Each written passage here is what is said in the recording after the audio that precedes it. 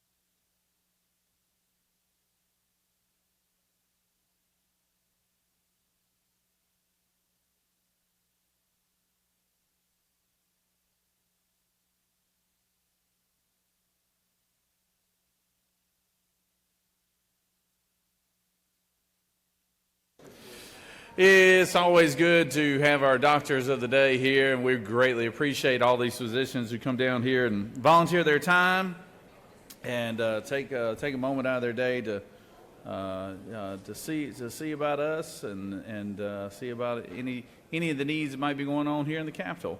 And we got a special one today here in Dr. Pope, and just want to call on the senator from the 24th to introduce our doctor of the day. Thank you, Mr. President. It is my honor to be able to introduce the doctor today, Dr. Richard Pope, a gentleman that lives in the Augusta area, that has a practices in Augusta, and Louisville, Swainsboro, and he also has a farm right outside where I used to farm and cut the hay. But he's a great man. He's also retired from the military. He has served our country. And I told him I may be his first patient today, because this weekend I had a little episode and slipped off the steps on the rental house and fell on the ground and broke a rib. So I may be having to be his first patient today. But it gives me great honor to introduce you to Dr. Richard Pope. Say a word. I'm just happy to be here today. Hopefully I can serve you well if needed, but I wish you all the best of health today. Thank you.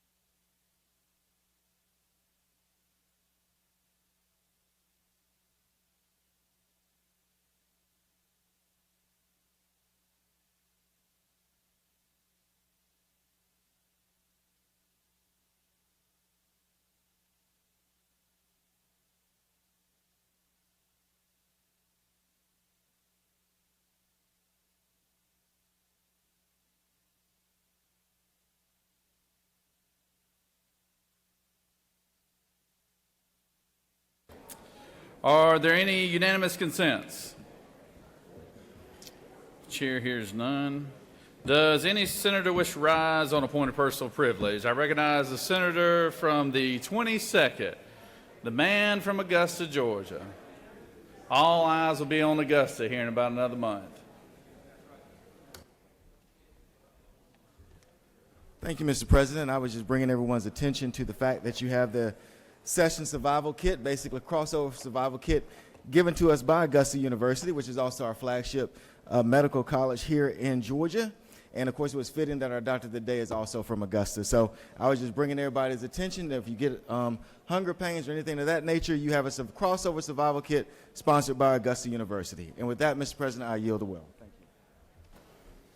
Senator from the 56. Hey, Freddie. Grab Sonia.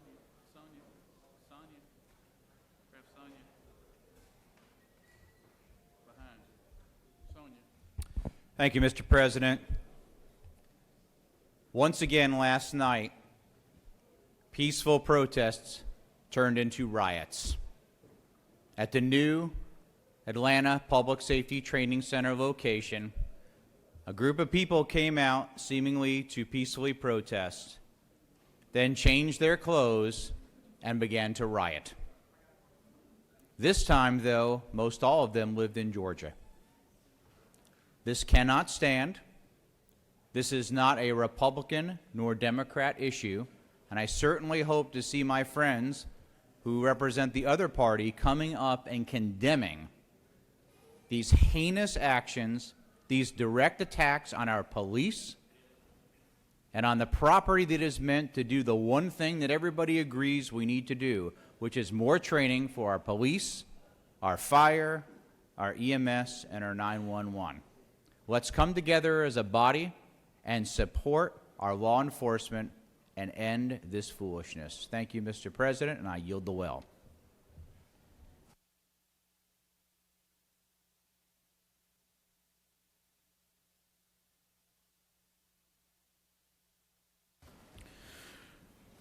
Does any other senator wish to rise on a point of personal privilege?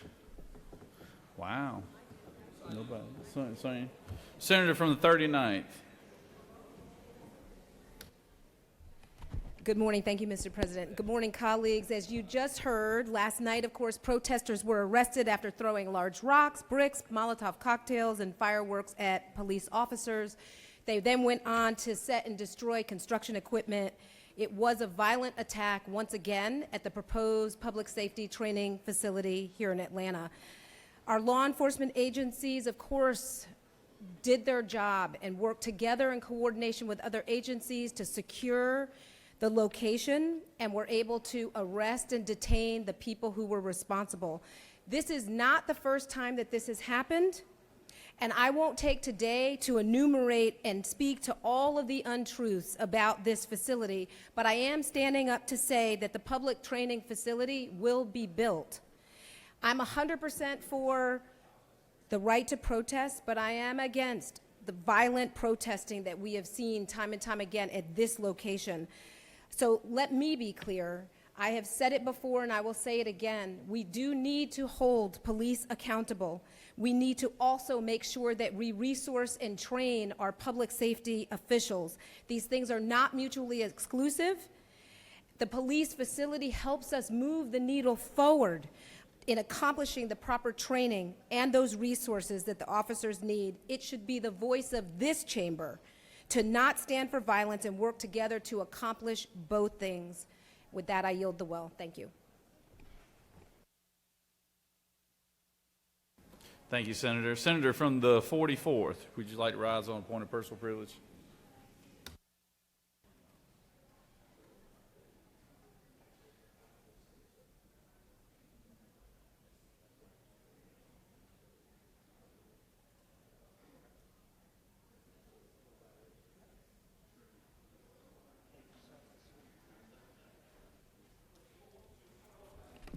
Thank you very much, Mr. President. I rise this morning, colleagues, just to give a tribute to and recognize two Georgians who passed away. one from my church, Mrs. Rosanna Murphy, was a mother of the church, Andrews Chapel United Methodist Church, was a wife, a mother and grandmother, and live right there in Mara in my district. The other one was Mr. Dr. Robert Waymer. Not sure whose district that is, but he gave greatly to this state. He was my science teacher many years ago. He earned a Bachelor of Arts degree from Marsh Brown College, and exceptionally multi-talented. He worked as an epidemiologist, a teacher, program director, researcher, political organizer, that was an Atlanta City Councilman, and also a member of the Board of Education, and was an X-ray technician in the United States Army. And so today we recognize these two individuals, and we ask for comfort from the Lord for them, for their families. And Mr. President, this time I would like to ask for a moment of silence for Dr. Robert Weston Waymer and Mrs. Rosanna Murphy.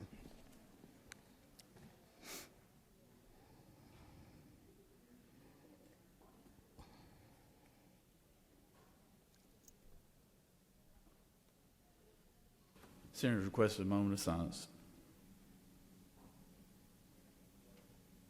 Amen. Thank you, Mr. President, and I yield the will. Thank you, Senator. Does any other senator wish to rise on a point of personal privilege?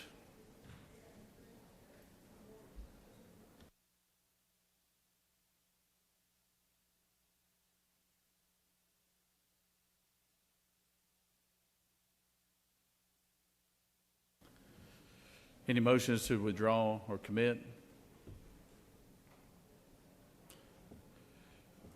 You have before you a consent calendar or privilege resolutions. Does any senator wish to remove a resolution to the consent calendar?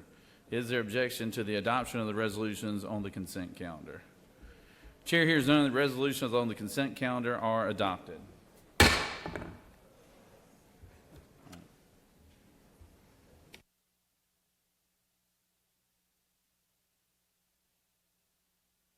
Recognize the majority leader for a motion. Thank you, Mr. President. I move that we engross Senate Bill 220. Majority leader has moved that we engross Senate Bill 220. Is there objection? We have objection. There is objection. I recognize the senator from the 22nd to speak to, senator from the 51st to speak to the motion, and then senator from the 22nd, you'll be in holding pattern to speak to the objection. Read the caption. Secretary, read the caption. Senate Bill 220 by Senator Goodman of the 8th and others, a bill to be entitled an act to amend Chapter 10 of Title 44 of the Official Code of Georgia annotated relating to historic preservation so as to establish the Georgia Farmland Conservation Fund, Georgia Farmland Conservation Fund Program, and Georgia Farmland Advisory Council to provide matching grants to certain holders or prospective holders of agricultural conservation easements. Senate Committee on Finance recommends that this bill do pass by substitute. Respectfully submitted, Senator Huffstetler of the 52nd District Chairman. That completes the order, Mr. President.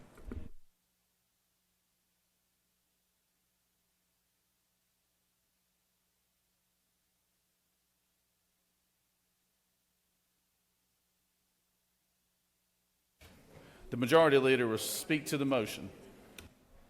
Thank you, Mr. President. Good morning, Senators. This is a simple engrossment procedure. We do it every time we have a bill that comes out of the Finance Committee or the Ethics Committee. This bill pertains to farmland conservation easement credits. It's a good bill that you'll be able to debate later on the floor, and I encourage you to vote for the engrossment. Thank you very much.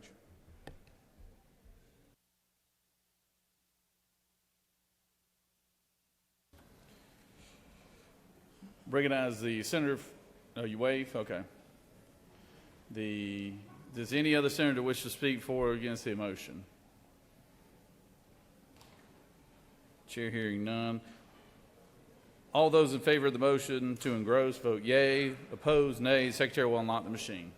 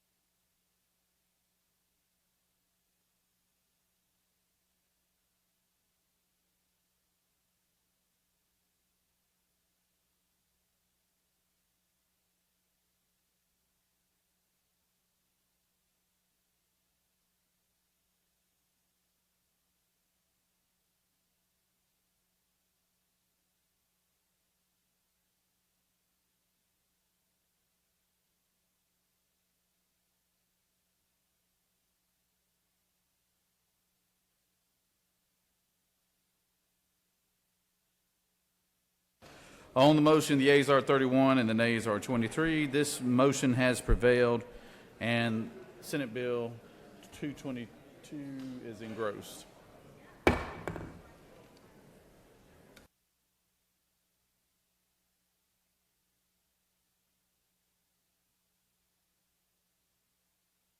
Senator from the 31st, for what purpose do you rise? Mr. President, I'd like to excuse the senator from the 27th for business inside the Capitol. Without objection, the senator from the 27th is excused. Moving on to the rules calendar. We've got a busy day today, ladies and gentlemen, so everybody just kind of be paying attention. I know you'll have a lot of people calling you out in the hallways, but pay attention to how the vote's going and try to just be mindful and be present. But it ought to be a fun one. Senate Bill 64. Secretary, read the caption. Senate Bill 64 by Senator Robertson of the 29th and others, a bill to be entitled an act to amend Code Section 311014 of the Official Code of Georgia annotated, relating to issuance of a new birth certificate following adoption and legitimization or paternity determination, so as to provide for the issuance of a copy of the original birth certificate to certain adult persons who were adopted. The Senate Committee on Children and Families recommends that this bill do pass by substitute. Respectfully submitted, Senator Kirkpatrick of the 32nd District Chairman. Children and Families offers the following substitute to Senate Bill 64, a bill to be entitled an act to amend Code Section 311014 of the Official Code of Georgia annotated, relating to issuance of a new birth certificate following adoption and legitimization or paternity determination, so as to provide for the issuance of a copy of the original birth certificate to certain adult persons who were adopted, to provide for a fee. That completes the order, Mr. President. I recognize the senator from the 29th to speak to the bill.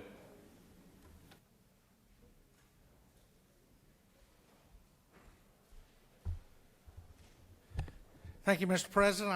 I'm honored to receive the kickoff today. Let's see what I can do with it.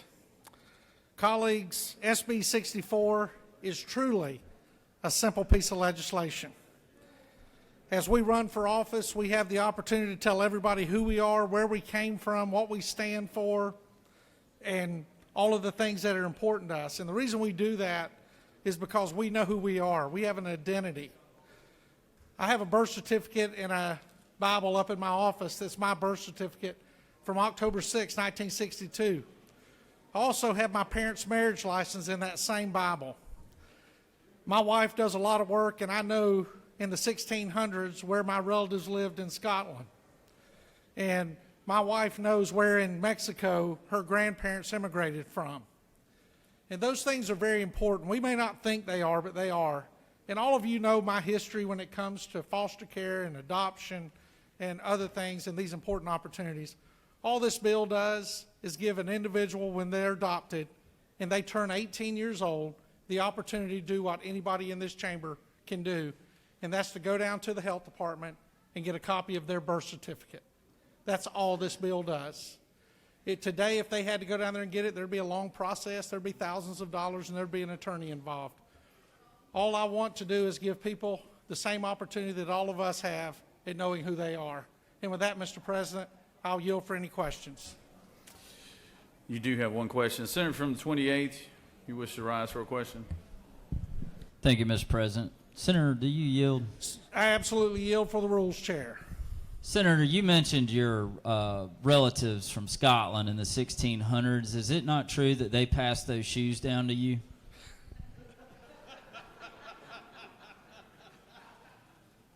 Senator, these shoes came from me having a relative that lived in Little Five Points, and she pointed them out to me.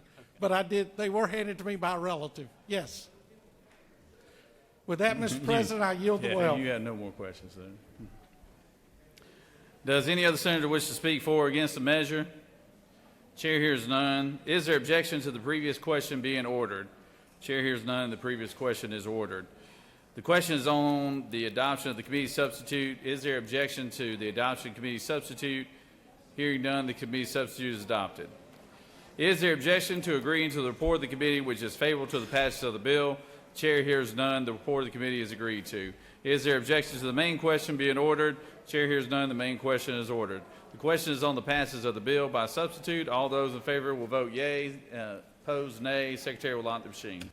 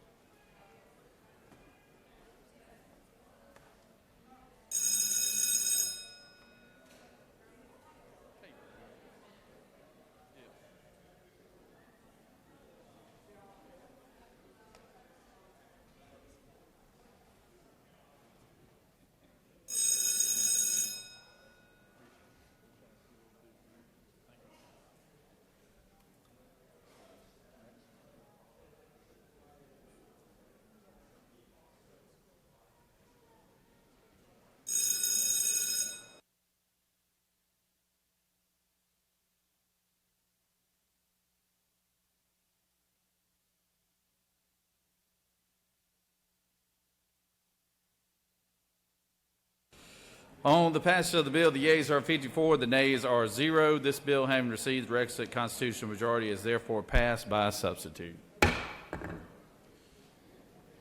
Senate Bill 74. Secretary, read the caption. Senate Bill 74 by Senator Tillery of the 19th and others, a bill to be entitled an act to amend titles 10, 15, and 51 of the official code of Georgia annotated, relating to commerce and trade, courts and torts respectively, so as to require the disclosure of the nature and practices of businesses that provide legal services, to provide for legislative findings, to provide for definitions, to prohibit misrepresentations in advertising. The Senate Committee on Judiciary recommends that this bill do pass by substitute. Respectfully submitted, Senator Strickland of the 17th District Chairman.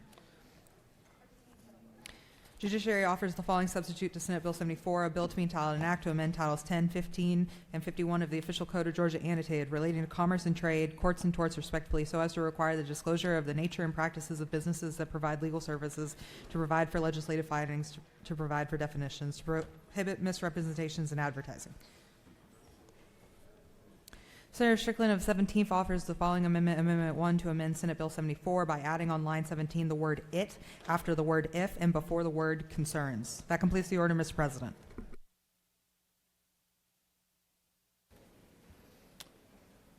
Recognize the senator from the 19th to present the bill.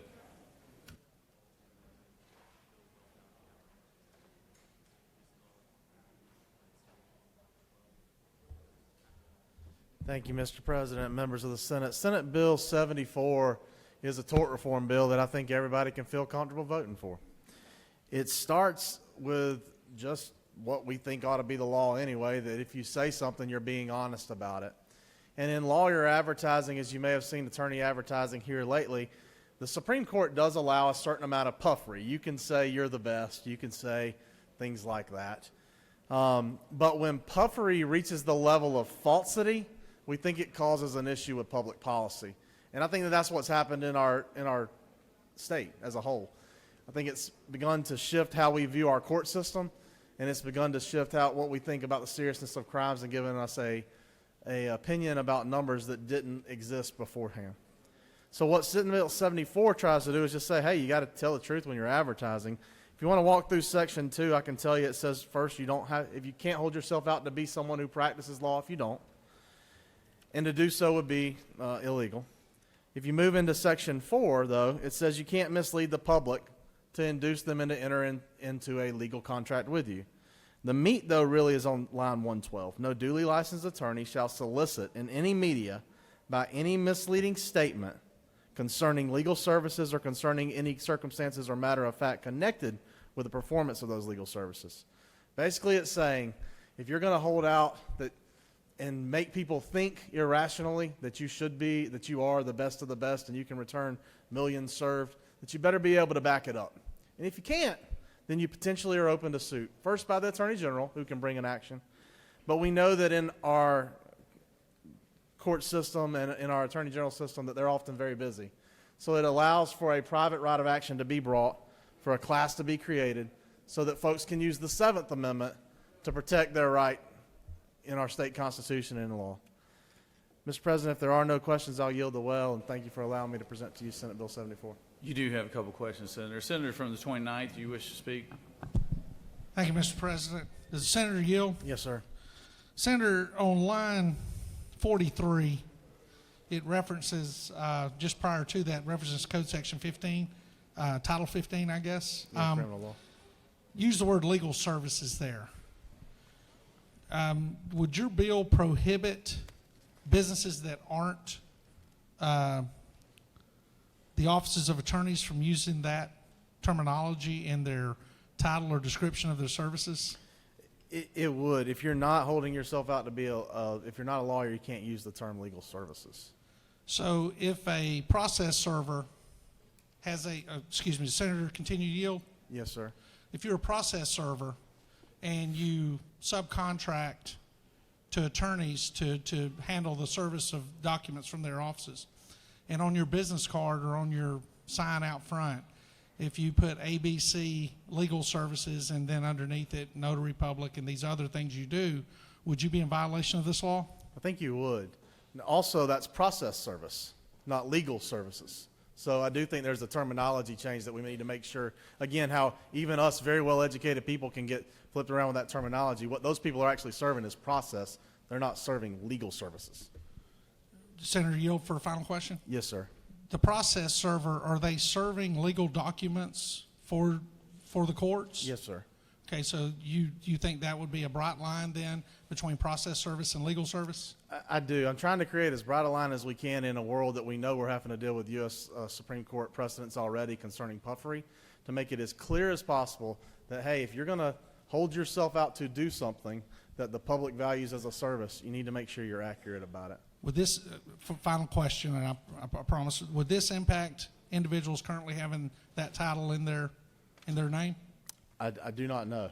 That's a very, very valid point. Thank you. Yes, sir.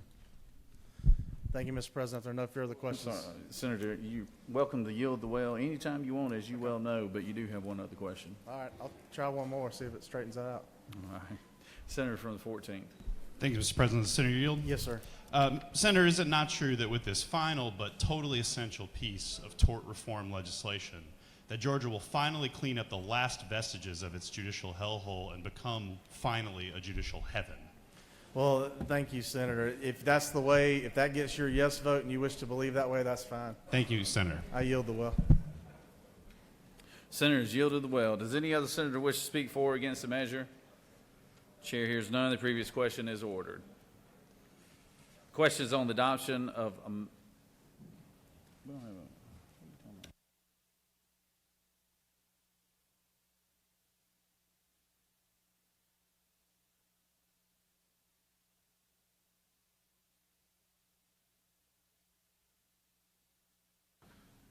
I'm sorry, Senator, I didn't know we had an amendment. Senator from 17th, if you'd like to speak to your amendment, I'm sorry.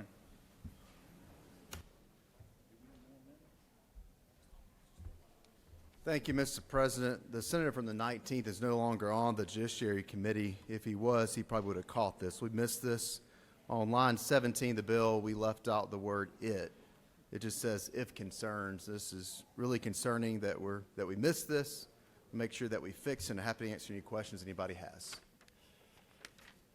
You have no questions, Senator. Surprisingly. Are you lobbying for the senator from the 19th to be on your Judiciary Committee? Is that what I'm hearing? Yes, sir. He's offered trading chairmanships, but I don't think that's appropriate. Oh, okay. Sounds like a good trade. Check with the senator from the 19th, see if he agrees with that. The question is on the adoption of the amendment number 1 from the senator from the 17th. Is there objection to that amendment? Without objection, amendment 1 is adopted. The question is now on the adoption of the committee substitute as amended. Is there objection to the adoption of the committee substitute as amended? Hearing none, the committee substitute as amended is adopted. Is there objection to agreeing to the report of the committee, which is favorable to the passage of the bill? Chair hears none, and the report of the committee is agreed to. Is there objection to the main question being ordered? Chair hears none. The main question is ordered. Question is on the passage of the bill by substitute. All those in favor vote yea. Opposed, nay. Secretary, unlock the machine.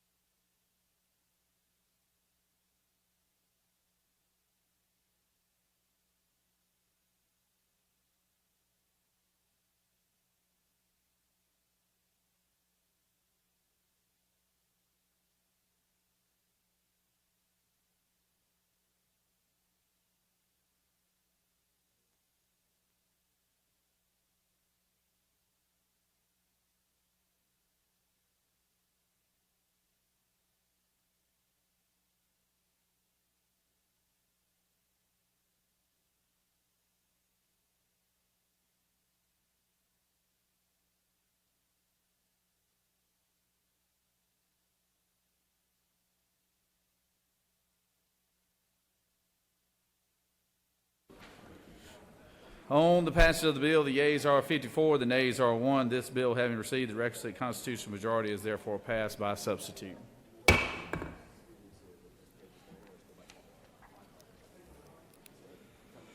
Moving on, Senate Bill 144. Secretary, read the caption. Senate Bill 144 by Senator Islam of the 7th and others, a bill to be entitled an act to amend Code Section 38-215 of the Official Code of Georgia annotated 151, relating to Adjutant General duties, records, seal, and effect on documentary evidence so as to remove the requirement that the Adjutant General include a roster of all commissioned officers in the organized militia in the annual report to the Governor. The Senate Committee on Veterans, Military Affairs, and Homeland Security recommends that this bill do pass. Respectfully submitted, Senator Dugan of the 30th District Chairman. That completes the order, Mr. President.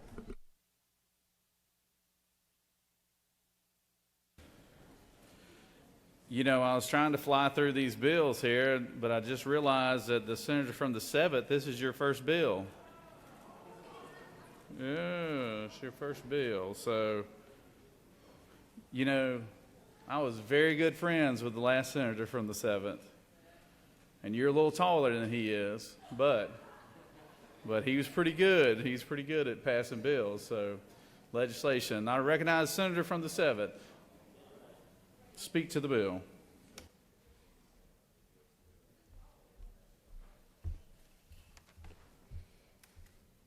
Thank you, Mr. President and fellow Senate members. Today I present to you Senate Bill 144. It is a good bipartisan bill.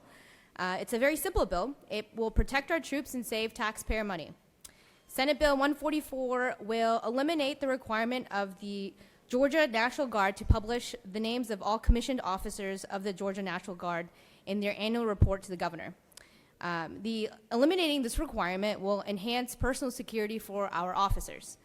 And also, Senate Bill 144 will eliminate the requirement for the Georgia National Guard to print, publish, and distribute all the laws and regulations that pertain to the Georgia National Guard. So it's just very costly to keep printing these manuals. And so the authorities responsible for all of the regulations have very organized website publication sites where they know where to find the information that they need. Similarly, statutes are also published on the internet and they're easy to find. So this is a good bill, and I hope for everyone's favorable consideration. And Mr. President, if I have any questions, I can take them now. You do have a few questions, Senator. Senator from the 56. Thank you, Mr. President. Will the senator yield for a question? Yes. Senator, isn't it true we asked several questions to you about this in the Senate Rules Committee? Yes. Senator, will you further yield for a series of questions then? Yes. Senator, since we asked those questions, have you studied up on that and have your presentation ready to go? We shall see. So, Senator, we talked about commissioned officers. Can you tell us who those commissioned officers would be? Second lieutenant, lieutenant, captain, major, lieutenant colonel, colonel, brigadier general, major general, lieutenant general, and general. Very good job. Very good job. And could you tell us who our current adjutant general for Georgia is, please? General Tom Cardin. Well done, Senator. Recognize the senator from the 31st. Thank you, Mr. President. Senator, will you yield? Yes. Do you know how much approximately this bill is going to save the state of Georgia, since it looks like you're eliminating some things from state government? I spoke to the Deputy Adjutant General, and he's estimated around $10,000 a year, possibly, around that range. So net, we're reducing the size of government? We're saving taxpayer money. I love this bill. Thank you, Senator. Recognize the senator from the 32nd. Thank you, Mr. President. Will the senator yield? Yes. Senator, are you aware that March is International Women's Month? Yes. And Senator, would you further yield? Yes. If you look at line 16 and line 34, isn't it true that we're opening the door for the Adjutant General to, if he or she were to assume the role of Commander-in-Chief, that certainly is opening it up to women, and in addition, striking his from line 34 does the same thing? This is true, yes. Thank you. Recognize the senator from the 30th. Thank you, Mr. President. Does the senator yield? Yes. So the ranks you went through a little while ago of the commission officers, they were Army ranks. Knowing that there is an air portion of the National Guard, could you go through those commission officer ranks? They're the same. Good job. I appreciate all the help from the crowd there.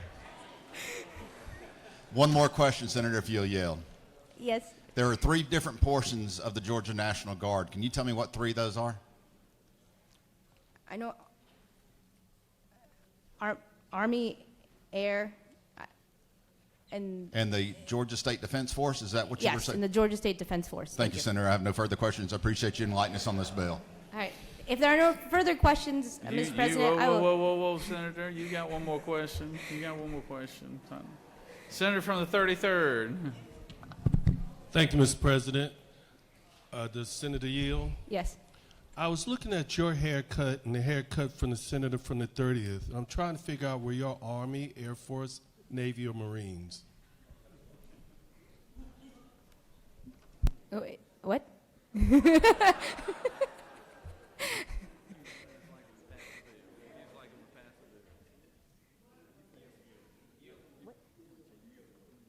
Okay. Thank you, Mr. President. I yield the well.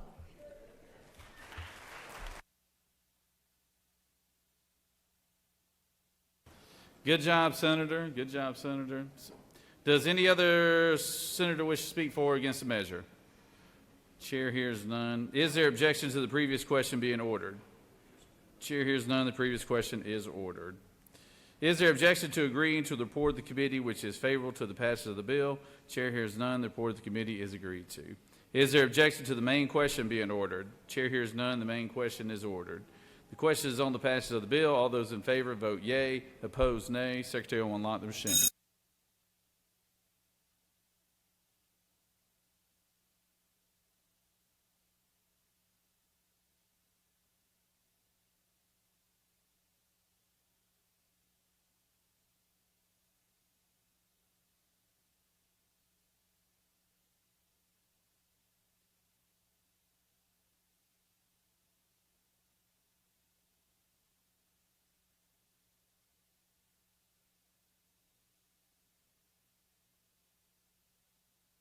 Senator, you better start working this room right now. It's a little tight right here.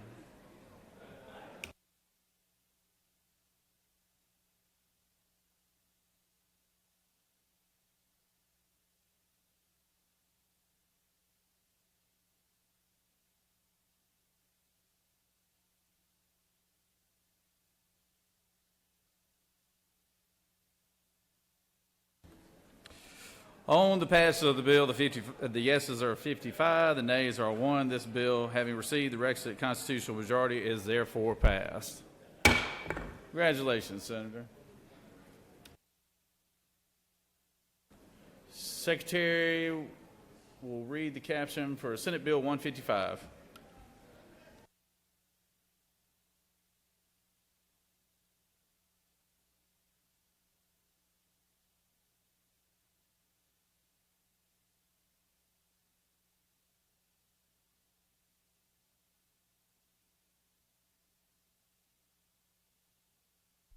Senate Bill 155 by Senator Kirkpatrick of the 32nd and others, a bill to be entitled an act to amend Part 1 of Article 4 of Chapter 11 of Title 16 of the Official Code of Georgia Annotated, relating to general provisions relative to dangerous instrumentalities and practices so as to revise provisions relating to harming a law enforcement animal, to provide for the offenses of interfering with or harming a public safety animal or search and rescue animal. The Senate Committee on Public Safety recommends that this bill do pass by substitute. Respectfully submitted, Senator Albers of the 56th District Chairman. Senate Committee on Public Safety offers the following substitute to Senate Bill 155, a bill to be entitled an act to amend Part 1 of Article 4 of Chapter 11 of Title 16 of the Official Code of Georgia Annotated, relating to general provisions relative to dangerous instrumentalities and practices so as to revise provisions relating to harming a law enforcement animal. Senator Kirkpatrick of the 32nd and others offered the following amendment, Amendment 1, to amend the Senate Committee on Public Safety substitute to Senate Bill 155 by replacing line 96 with the following: by a sentencing court, provided, however, that in the court's discretion, the court may depart from such mandatory minimum sentence when the prosecuting attorney and defendant have agreed to a sentence that is below such mandatory minimum. That completes the order, Mr. President. I recognize the senator from the 32nd to speak to the bill.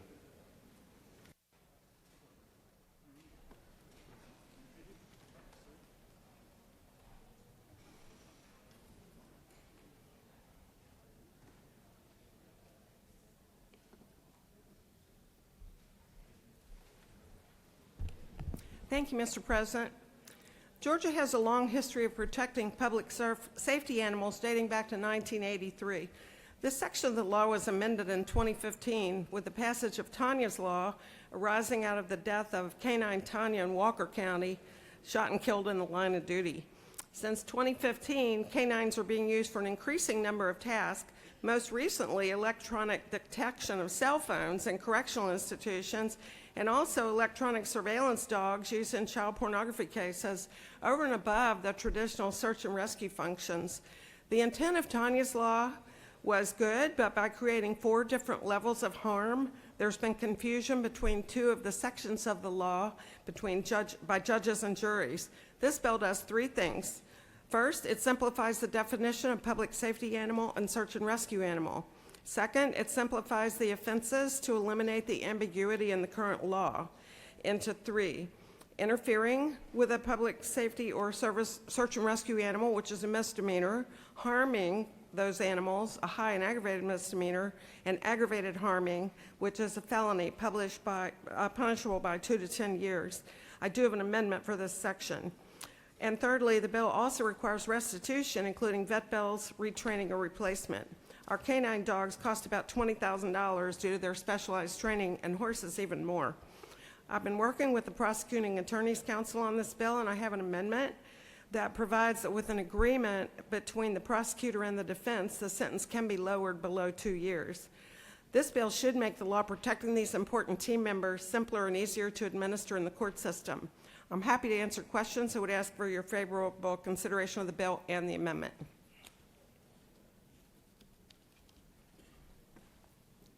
You have no questions, Senator. Thank you. I yield. Does any other senator wish to speak for or against the measure? Is there objection to the previous question being ordered? Chair hears none. The previous question is ordered. The question is on the adoption of the amendment, which is Amendment 1, authored by the author of the underlying bill. Is there objection to the amendment authored by the senator from the 32nd? Chair hears none. The amendment is adopted. The question is on the adoption of the committee substitute as amended. Is there objection to the adoption of the committee substitute as amended? Hearing none, the committee substitute as amended is adopted. Is there objection to agreeing to the report of the committee which is favorable to the passage of the bill?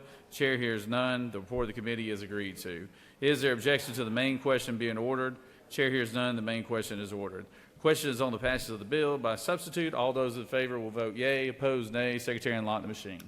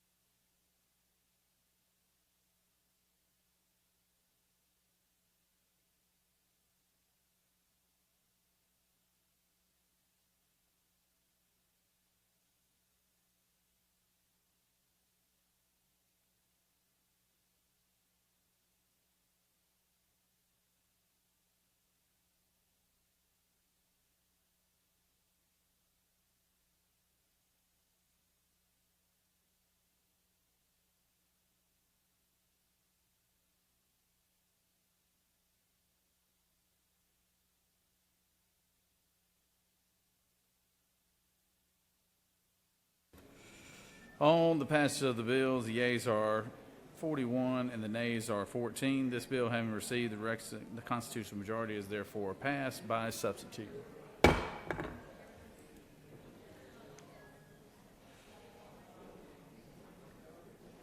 Moving on to SR 140. Secretary, read the caption. Senate Resolution 140 by Senator Cowster of the 46th and others is a resolution proposing an amendment to the Constitution of the State of Georgia so as to authorize the Georgia General Assembly to provide by general law for sports betting in this state to provide for the regulation and allocation of revenues of such activities.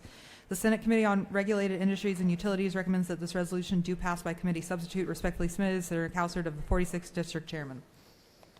Regulated Industries and Utilities offers the following substitute to Senate Resolution 140, a resolution proposing an amendment to the Constitution of the State of Georgia so as to authorize the Georgia General Assembly to provide by general law for sports betting in this state to provide for the regulation and allocation of revenues of such activities.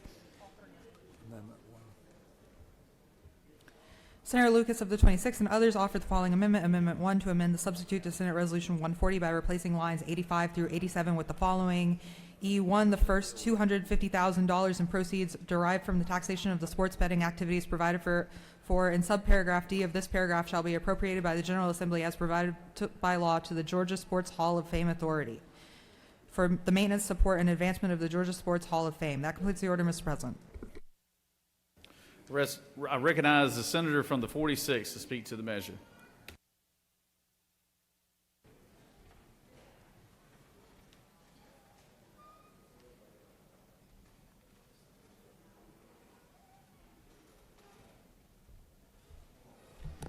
Thank you, Mr. President, ladies and gentlemen of the Senate. Bring you today Senate Resolution 140, which is a constitutional amendment providing for sports betting in the state of Georgia. We've heard other legislation on this general issue, and I want to tell you what's different about this bill and this resolution. The constitutional amendment essentially sets up a gaming corporation to regulate and manage sports betting, issue licenses for sports betting, and manage the program, so to speak. In my opinion, a constitutional amendment is needed for several reasons.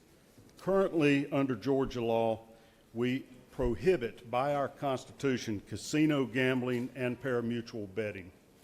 The only type of gambling that we allow is what's offered through the lottery. That passed in 1992, and at the time that Georgia lottery was adopted by the citizens of this state as a constitutional amendment, sports betting was only allowed in Las Vegas, Nevada. There were 3 other states that had opted out of a federal law prohibiting sports betting, but they never really actively pursued sports betting. That time we didn't have online apps, we didn't have iPhones, we didn't have the computers all wired together where you could make bets. You couldn't place a bet on a sports event except in person in a casino in Las Vegas. The federal law prohibited you from phoning one in or mailing a bet in or making other interstate contact with Nevada to place your bet. I think the only reasonable interpretation of our constitutional exception that allowed the lottery was the lottery would not include sports betting. It was illegal under federal law. It was only allowed in casinos, and we had a casino prohibition, a constitutional prohibition against casino gambling. I don't believe that you can call sports betting a lottery game. It is not a traditional lottery game. Lottery games are draw games and scratch-off games. Other states had never presented sports betting through a lottery up until very recently. And it's because the United States Supreme Court 4 years ago struck down that federal law prohibiting sports betting and left it up to the states whether they wanted to adopt it or not. I believe if Georgia wants to, the only fair way to do this is to amend the Constitution, which is what Senate Resolution 140 does. When you amend the Constitution, it takes a 2/3 vote. So when you do that, the minority party has a seat at the table in negotiating the terms and conditions under which you would amend your Constitution. And the people of Georgia get a say-so because it requires a majority vote of the citizens if the legislature puts that constitutional amendment on the ballot. When you deal with this significant of a policy issue, a cultural issue, it's only fair to let the people of Georgia decide if it's something that they want or not. There is associated legislation, the enabling legislation on Senate Bill 172, which we won't get into the details now other than I will just mention that all of the testimony in committee concurred that it is the most robust protections against problem gaming, compulsive gambling, gambling addictions that they have seen anywhere in the nation. One way we do that, and another reason why you need a constitutional amendment, is you can't dedicate funds to special purposes other than very limited exceptions without a constitutional amendment. And that's essentially what you will see in this Senate Resolution 140 is where the proceeds go. To start with, 50% go to needs-based grants, scholarships, and loans. We now have the Hope Scholarship Program 100% funded. So people with merit that have earned their scholarships get them. This does not take away from that. In addition to them being 100% funding, there's $1.9 billion in the Hope Reserve Fund. So there's plenty of money to give the merit-based scholarships that our citizens earn. This does not cannibalize or take away from those in any way. What it does, it gives poor kids in the state of Georgia an opportunity to seek higher education by dedicating 50% of the funds that are received through the taxes on sports betting. Now, I'll tell you, the state lottery is generating $1.5 billion a year that are going to Hope Scholarships and pre-K programs. Our calculations are this will more than likely generate somewhere in the neighborhood of $50 million. Just a drop in the bucket, but every bit helps to help our kids in this state that don't otherwise have the economic means, the financial resources to get a higher education, to go to technical schools, and to go to colleges in the state of Georgia. It gives 25% to rural areas of the state, our less populated, less economically advantaged areas of the state, to go to health care, mental health, economic development, and poverty eradication in those areas of the state that are in need. It gives 15% to address problem gaming. All of the testimony is there's a certain percentage of players that engage in gambling activities that becomes a compulsion to them. What we're trying to do here is if we open this up and allow people to voluntarily participate, that we help them, that we educate them, we have prevention mechanisms in place to keep them from developing compulsive gambling disorders, and we provide funding for treatment. 15% goes to those areas. 5% will go to promoting sports in the state of Georgia. And there's an amendment number 1 by my friend from the 26th that wanted to clarify that a portion of this could go to our Georgia Sports Hall of Fame, $250,000 of the proceeds.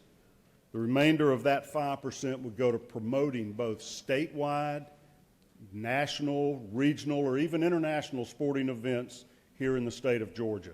The World Cup, FIFA, Final Four in basketball, college football playoffs, baseball all-star games, those type of events, Super Bowls, they cost money to recruit and get them to select our state and then to put those events on for the state.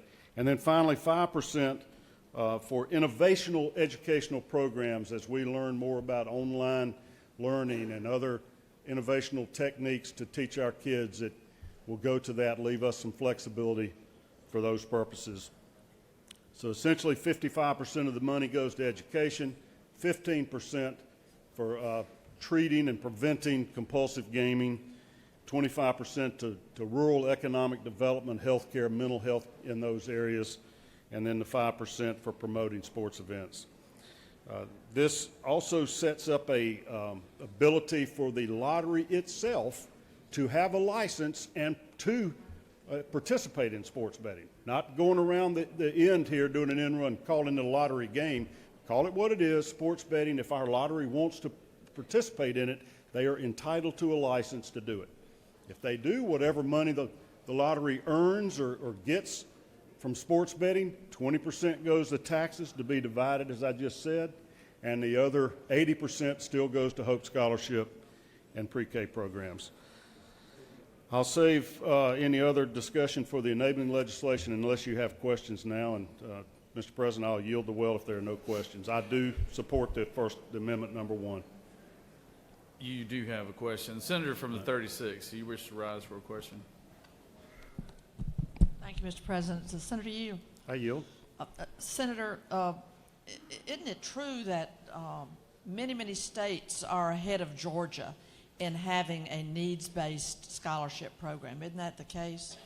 That is the case, and we actually have legislation to enable it. We just haven't had a funding source for it. Last I heard, I think 37 states do offer sports betting. So many more of them are ahead of us on that. It's become more common, more accepted by the public, but a lot of states do more for needs-based scholarships than we do. And further question, if you yield, isn't it true that our former chancellor, a man who served long and honorably in state government in several positions, including occupying a seat in the House, Hank Huckabee, in his parting words, said that this could be one of the most important things that we could do at this point in time in terms of moving Georgia forward, is to create a revenue, source of revenue for needs-based scholarships for post-secondary education. I'm not sure if the chancellor said that he supported the sports betting, but he definitely wanted a dedicated funding stream. And our previous higher ed chairman, Senator Fran Miller, has reached out to me recently and just sort of applauded this effort to try to finally do something to address the needy's ability to go to college. Thank you, Senator. Thank you, Senator. I recognize the senator from the 28th to speak to the manager or pose a question. Thank you, Mr. President. Senator, do you yield? I yield. Senator, we talked offline, but I do want to follow up. We discussed, is it not true that we discussed, fantasy sports is not included in this legislation? That's correct. It is defined in the enabling legislation, but you're not required to have a license to offer fantasy sports. And a follow-up, if you will. Yes, I yield. There's not pari-mutuels not included in your legislation. Casinos are not. No pari-mutuel. That would require a separate constitutional amendment, or else to build it into this one. And there's no pari-mutuel betting. There's no casino gambling. And one last follow-up. There are some amendments bringing those forward. Are you for or against those amendments? I haven't seen those amendments, but if there are amendments that are to include pari-mutuel betting or casino gaming, no, I would be opposed to that. Thank you, Senator. I do not have any opposition to the First Amendment here, which provides for the Georgia Sports Hall of Fame. Senator, you have no further questions. Thank you, Mr. President. I yield. You should have on your desk, we've had several amendments arrive here. While the senator was presenting the bill, the Secretary has read on Amendment 1. We're going to let the Secretary read on Amendments 2, 3, and 4. Secretary, read the captions. Senator Beach of the 21st offers the following amendment, Amendment 2, to amend the Senate Committee on Regulated Industries and Utilities substitute to Senate Resolution 140 by replacing need-based scholarship grants or loans with merit-based scholarships or grants on line 88 by adding after state on line 91 the following: through a Helping Outstanding Pupils Educationally Scholarship or Grant Program as provided by general law. Senator Beach of the 21st offers the following amendment, Amendment 3, to amend Senate Committee substitute to Senate Resolution 140 by inserting the word destination resort after the word and on line 12, striking the words are hereby prohibited, and this prohibition shall be enforced by penal laws on lines 12 and 13, inserting on line 129 after the word betting, pari-mutuel wagering and destination resort casinos. Senator Beach of the 21st offers the following amendment, Amendment 4, to amend Senate Committee substitute to Senate Resolution 140 by striking lines 98 through 100 by changing 5 to 10 on line 101. That completes the order, Mr. President. Recognize the senator from the 26th to speak to his amendment.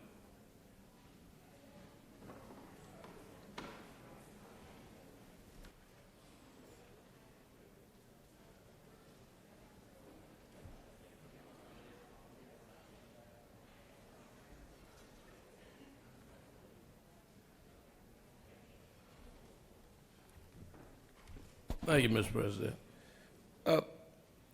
2 years ago, in the Senate and the House, we passed a bill that would have included money being spent at the Georgia Sports Hall of Fame. That bill did not make it across the governor's desk. We are back with a new revenue source to take it. It is a Georgia Sports Hall of Fame. When the Halls of Fame closed in Macon, we took over the Sports Hall of Fame. We didn't have enough to save the music. Because it's a state Hall of Fame, we're asking that the state help take care of it. The inductees are mostly from around the state, went to school in Georgia, played professional sports in Georgia. Now remember, merit base. When the Georgia lottery first passed, it was need-based scholarship.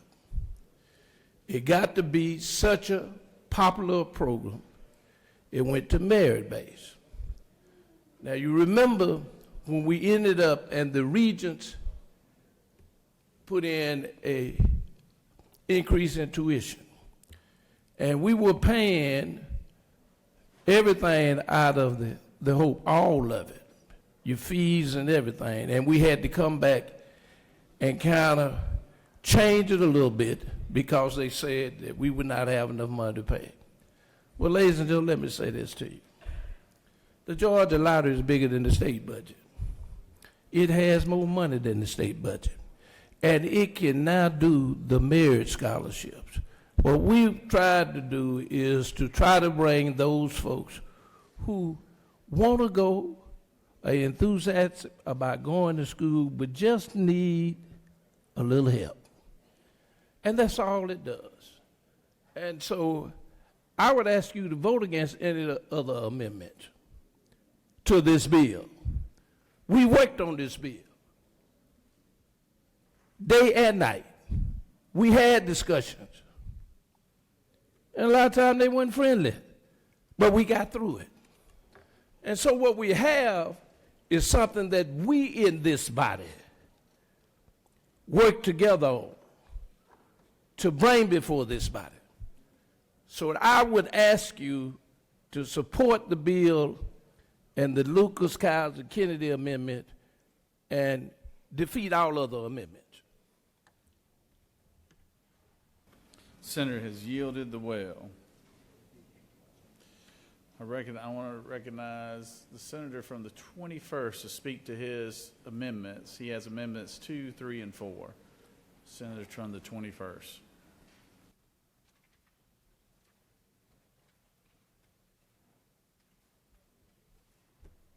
Thank you, Mr. President. Appreciate y'all being here today on Crossover Day. And the senator from 26, I don't mean to disagree with you, but I remember when Zell Miller passed the Hope Scholarship, it has always been based on merit. And I don't believe that we need to create another category to fund education.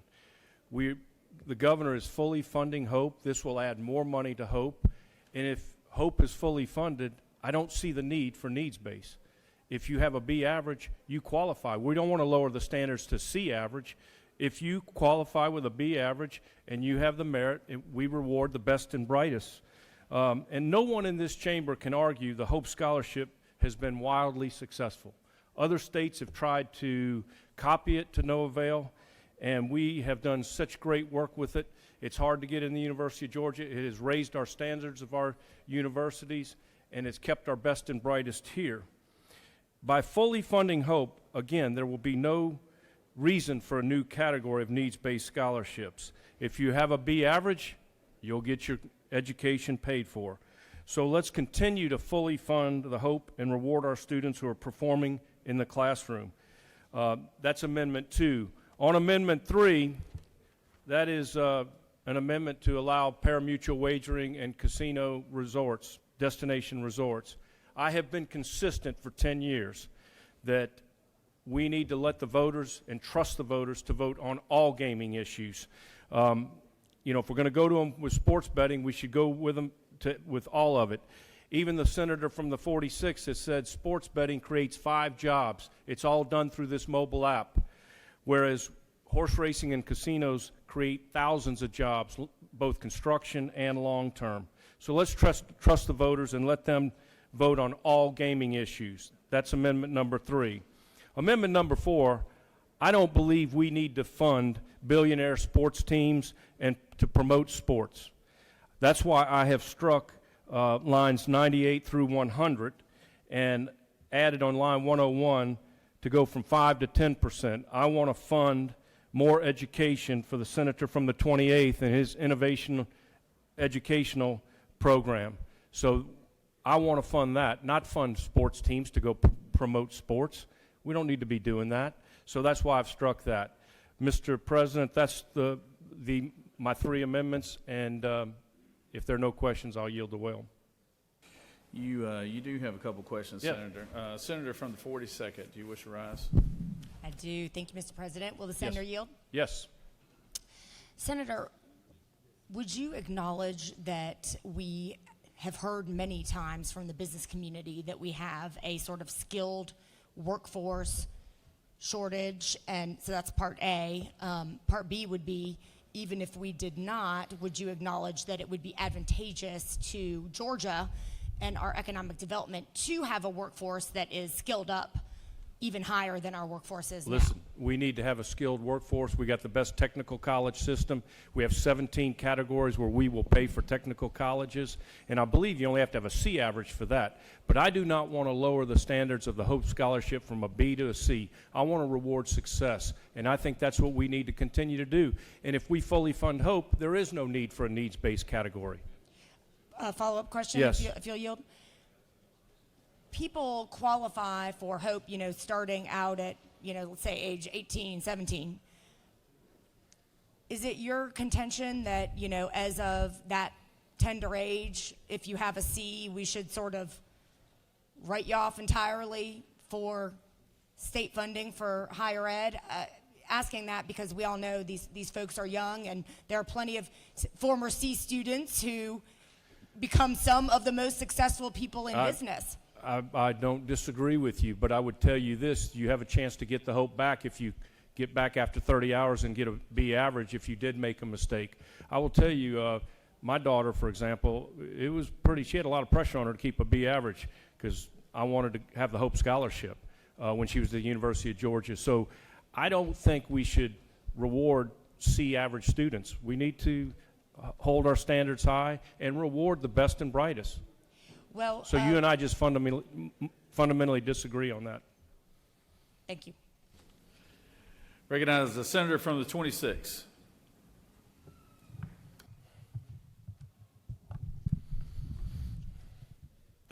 Thank you, Mr. President. The gentleman yield?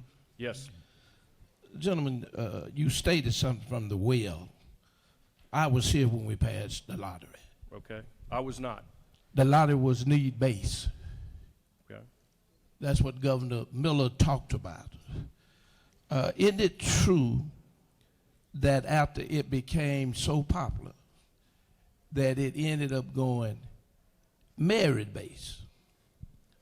And then it's further true that after that happened a couple of years down the road, while we were paying everything for those students, that we kind of end up with a problem when we ended up in the Regents raised the tuition and Hope paid all of it for every student, and that's when folks came back to us saying we need to kind of remedy the situation on the lottery. And isn't it further true that we did give them the help, but now the lottery's fund is bigger than the state fund? In 2012, we did cut some lottery funding, and then I would have argued there may have been a case for needs-based. But Governor Kemp has made it clear that he's going to fully fund, and we're going to fully fund Hope. And then with this money, it'll continue to fully fund Hope and pre-K, and there'll be no need for needs-based. That's just you and I fundamentally disagree. We do agree on gaming. Recognize the senator from the 27th. Thank you, Mr. President. Senator, yield. Yes. Senator, this is not true that in 1993, when the lottery first funded Hope, that while there was a needs-based portion, a family income of less than $66,000, it still required the B average, and that there Correct. has always been a merit-based element to the Hope Scholarship. Is that not true? That is true, and we do not want to lower it lower than a B average. We want to reward success in the classroom, and that's what the Hope Scholarship's done, and that's why the Hope Scholarship is so successful. My home state of Louisiana has something called TOPS, tried to emulate the Hope Scholarship to no avail. Thank you, Senator. Mr. President, I yield the well. Senator has yielded the well. Does any other senator wish to speak on the measure? Senator from the 16th.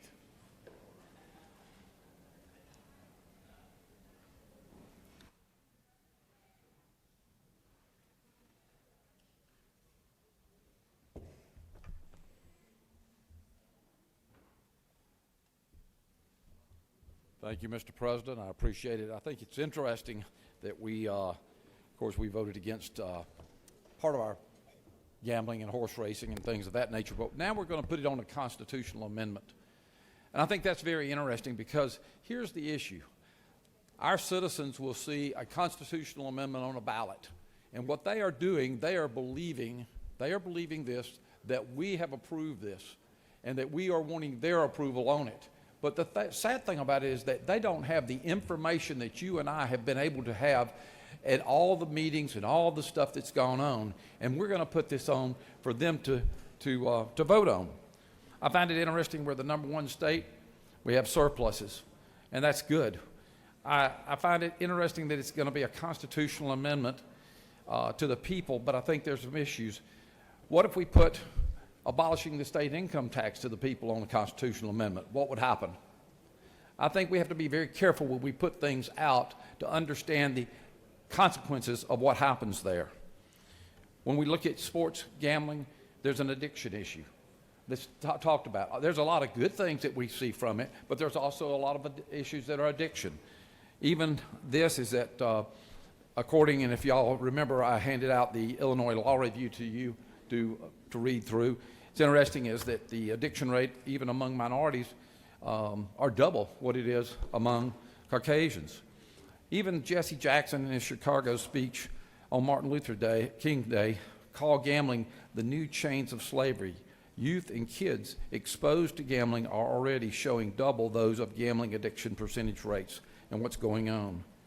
As much as it brings good, I think it brings bad. I think we need to be aware of that. When it's online, bear with me, we already have problems with pornography online, and one of the big things, because kids can get in. Newsweek talked about the addiction and the issue with our young people. And if you read even further, Mothers Against Gambling talk about that.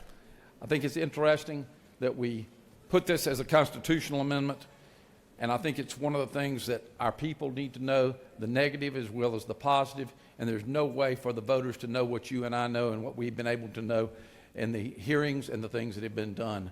And therefore, I would vote against the constitutional amendment. I think it's for us, it's irresponsible because they do not have all the information that you and I have. And when we put it out there, we're washing our hands of it, and we're saying it's in your hands now to handle. And I believe that that's part of what we're to do as legislators, is that we're to handle those things and know those things and to vote on those things, not push it off to the people. And with that, I will conclude unless there's questions, sir. You do have a question, Senator. Senator from the 37th. Does Jim and yield? Yield. Isn't it true that the Georgia Lottery current provides about $1.5 billion a year of revenue to our state, roughly? That's my understanding, sir. And isn't it true that this bill purports to add about $50 million of new revenue to our state as a result of doing this?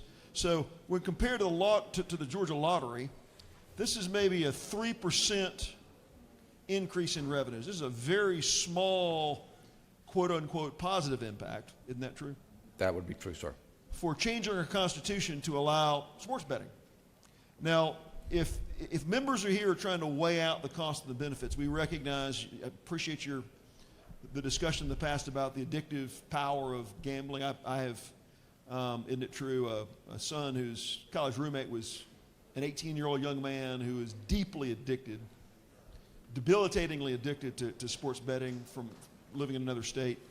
So the costs we understand of addiction, but even the benefits. Isn't it true the benefits here are $50 million in the scale of the budget the size of the state of Georgia, and even compared to our lottery program, this is a very small amount of money by comparison as a benefit weighed against the corrupting value that gambling has. Isn't it true? I believe that to be true, sir. One further question. What do you think the likelihood is for citizens to be well informed before they go to the ballot box in this question? You think about the benefits are concentrated by these gambling interests. It's not uncommon to see 100-to-1 spending to support versus oppose. What do you think the outcome is going to be in communicating to our constituents about making informed decisions if we don't get it right here? I think the lack of information, the lack of understanding where the money goes and how it's being divvied out, people will not realize. They will see one thing on the Constitution and they'll vote on it. And I think that's where they trust us as legislators to protect those issues by knowing that. Gentlemen, further yield? Further yield. We've talked before on this body about the perverting impact of big outside of the state dollars coming in to pervert elections and turn out certain, it's just the perverting impact of outside money focusing on some voters versus other voters. Isn't it true that with a 75-to-1, 100-to-1 spending on certain folks to try to turn them out to vote versus others, this proposition can have a perverting impact on our politics, even in a presidential year?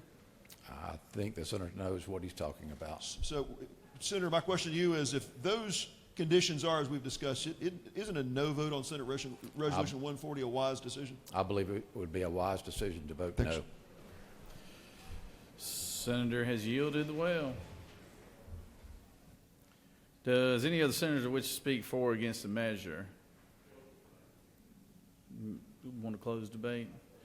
Senator from the 36. Hold on, Senator from the 46. Let me get Senator from the 36 up here. I think this might be one of those occasions you and the 46 are on the same page with something, Senator. So it might not be a long debate here. So. Thank you, Mr. President. I'm on the side of the young students of Georgia.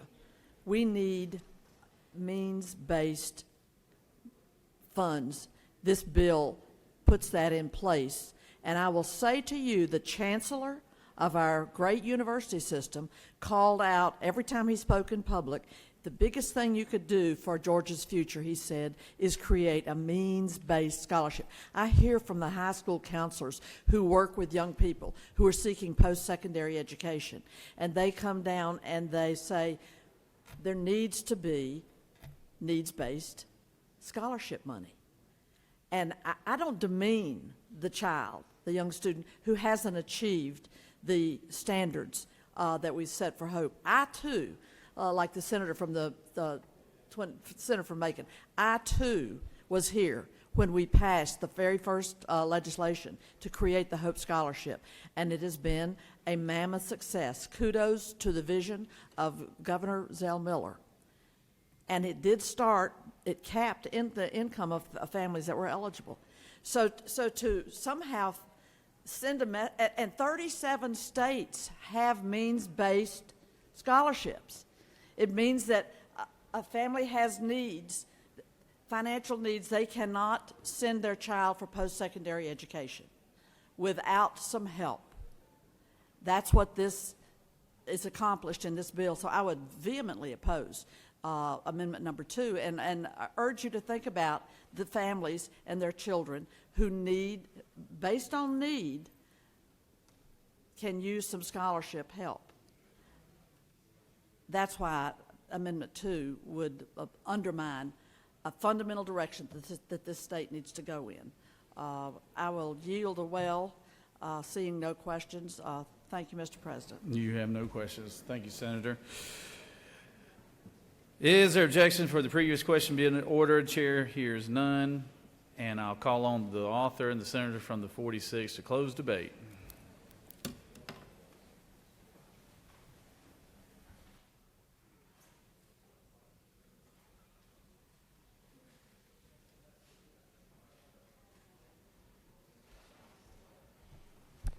Thank you, Mr. President. Let me just briefly close. I don't get why it's wrong to let the people of Georgia vote on this issue. We're not little mini dictators up here dictating what the policy will always be. There are certain issues that we have a contract with the government, and that's called our Constitution. And we can't change it unless two-thirds of us, by bipartisan agreement, think it makes sense to let the people decide. And then the majority of the citizens of Georgia say, this is what we want. These Second, Third, and Fourth Amendments, any of you watching at home in your political science classes, this is the definition of poison pills to kill a bill.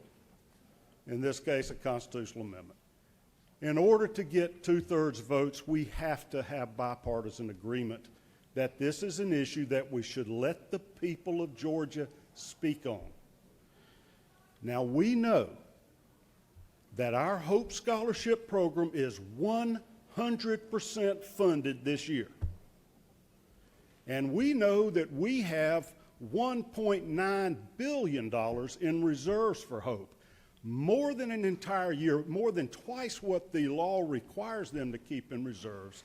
There is no fear that kids with a 3.2 GPA are not going to be able to get their Hope Scholarship because we give 25 to 50 million to people that are in economic financial need and can't go to college without our help.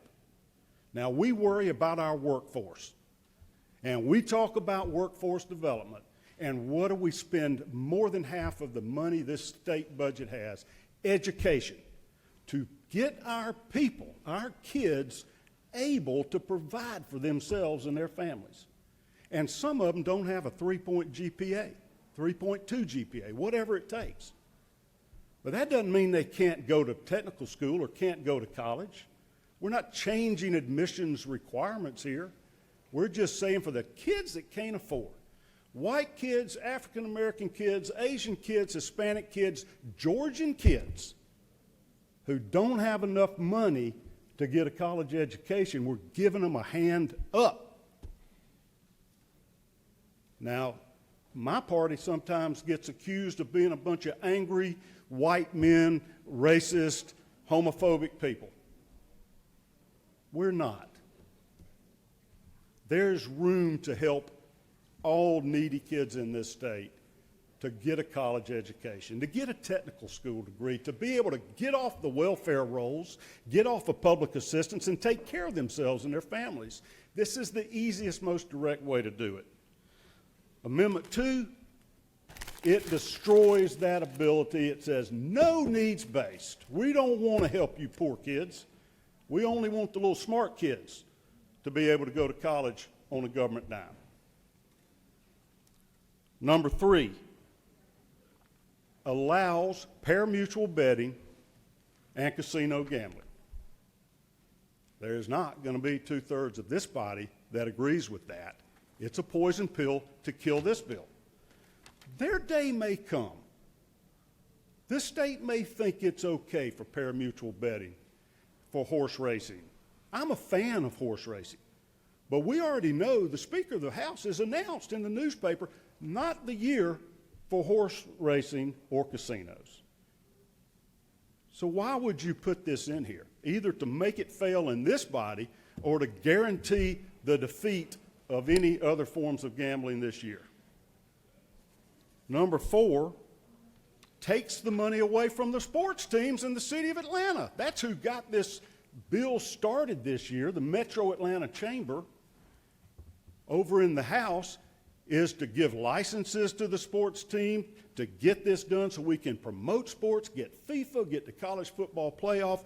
This takes away the funding that we're trying to give them to bring those events to our state. I bet some of the same people sitting in here voted to give money to the Mercedes-Benz Stadium, public money, hundreds of millions of dollars, but won't give them a few million here to help promote the next time we want the Olympics. Another poison pill. The only amendment that makes sense to me is Amendment 1, my friend from the 26, because it helps the Georgia Sports Hall of Fame in a very, very limited amount, which part of what this does is promote sports. And I agree that that was an oversight not to include the state sports and promotion and honoring successful athletes in the state of Georgia. So I ask you, just let the people decide. Have a heart. Let them let kids that can't afford to go to college or technical school have a chance. You know, and if you're morally opposed to gambling, I respect you. Vote no. It's okay. It may not be a good thing. And that's why there's so many protections in the enabling legislation. If we go down this path, let's be careful. Let's educate people about the potential pitfalls of getting addicted to this, of having a compulsion. And let's teach them what are the odds for and against winning a bet. Allow them techniques to limit the amount they bet and to control out-of-control betting so we don't spend the grocery money, the mortgage payment, and get back into financial needy situations. That's there. Just give it your fair consideration. Fair consideration. Is this something you believe the people of Georgia ought to be able to decide? Do they want it? Unless you're so morally, irrefutably opposed to it, give them a chance. Thank you for your time and attention, and I ask for your favorable support of Amendment 1, vote no on Amendments 2, 3, and 4, and vote yes on the constitutional amendment. Thank you, Mr. President. I yield the will. Senators yielded the well, and the previous question has been ordered. So now we'll move to the amendments. The question is on the adoption of Amendment 1 from the senator from the 26. Is there objection to Amendment 1? Without objection, Amendment 1 is adopted. On Amendment 2 from the senator from the 21st, is there objection to Amendment 2? There is objection to Amendment 2. On the adoption of Amendment 2, we'll do a roll call vote. Secretary, unlock machine. Those in favor vote yea, those opposed no.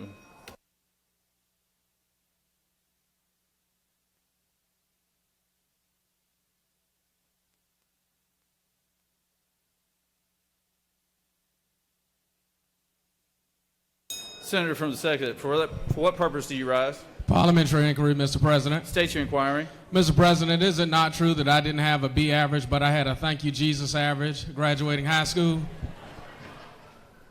I believe the senator from Savannah knows what he speaks.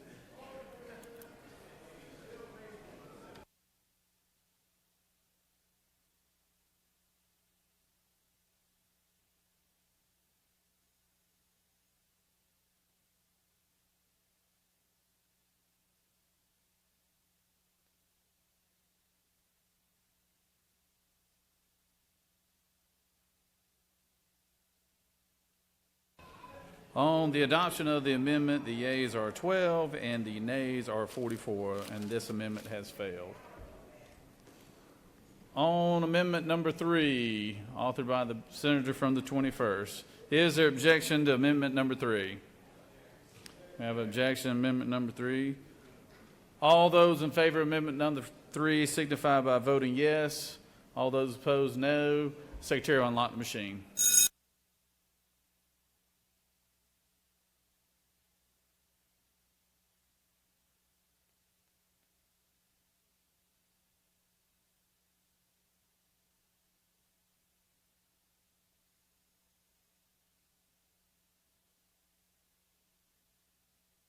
Senator from the 12th, what purpose do you rise? Thank you, Mr. President. Isn't it true that if we do not vote for amendments 3 and 4, that the young lady from Albany, Georgia, needing help just before the holidays to get back to Fort Valley State University will have a chance because there will be monies available for her? The senator knows her district best. And the senator from the 12th will not have to write her a check.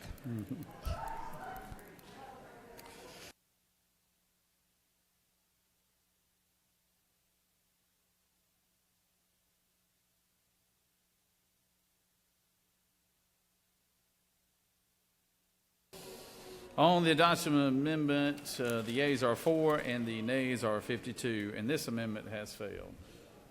On the last amendment, Amendment 4, authored by the senator from the 21st, is there objection? Objection to Amendment 4. All those in favor of Amendment 4 signify by saying yea. All those opposed, nay. Secretary, unlock the machine.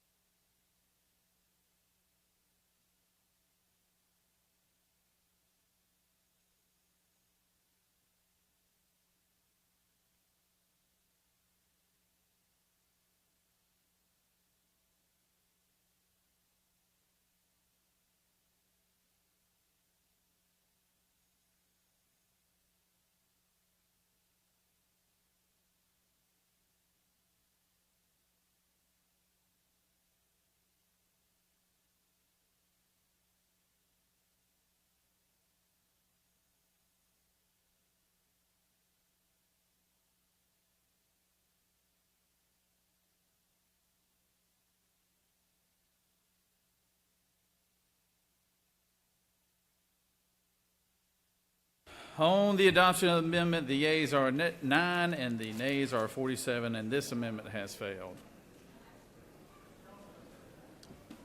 The question is on the adoption of the committee substitute as amended. Is there objection to the adoption of the committee substitute as amended?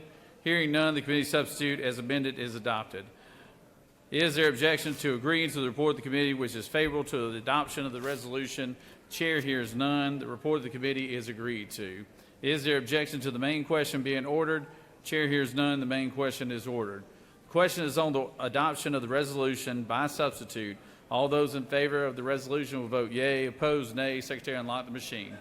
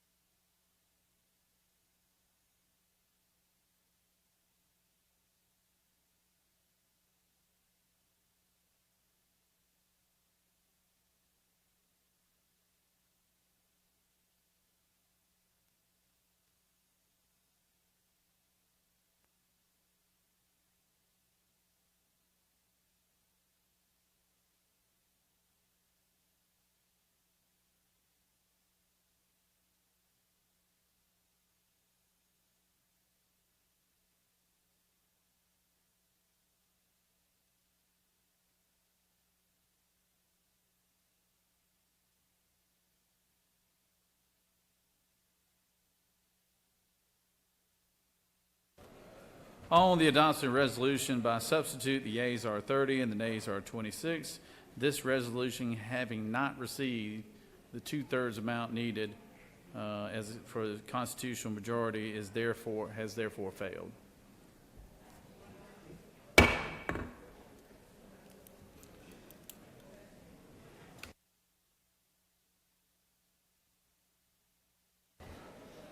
I recognize the senator from the 19th for a motion. Or excuse me, for the budget. I'm sorry. Thank you, Mr. President. I move the Senate adopt the Conference Committee report to House Bill 18.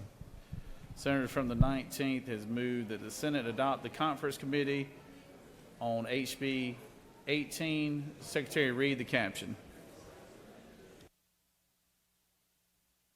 And then the first one, and then down to here.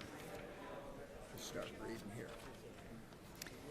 The Committee on Conference on House Bill 18 recommends that both the House of Representatives and the Senate recede from their positions and that the attached Committee of Conference substitute to House Bill 18 be adopted. Respectfully submitted for the House of Representatives, Honorable Matt Hatchett, Representative 155th District. For the Senate, Honorable Blake Tillery, Senator 19th District.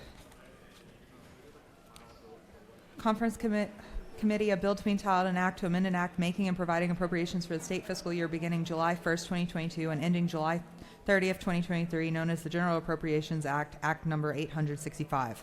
That completes the order, Mr. President. Appropriations Chair, calling him But while the appropriations chair is approaching, I just want to recognize a special young lady here, Senator Hatchett and his little girl, Haley. I believe it's her birthday today, right, Senator? 6 years old here, huh?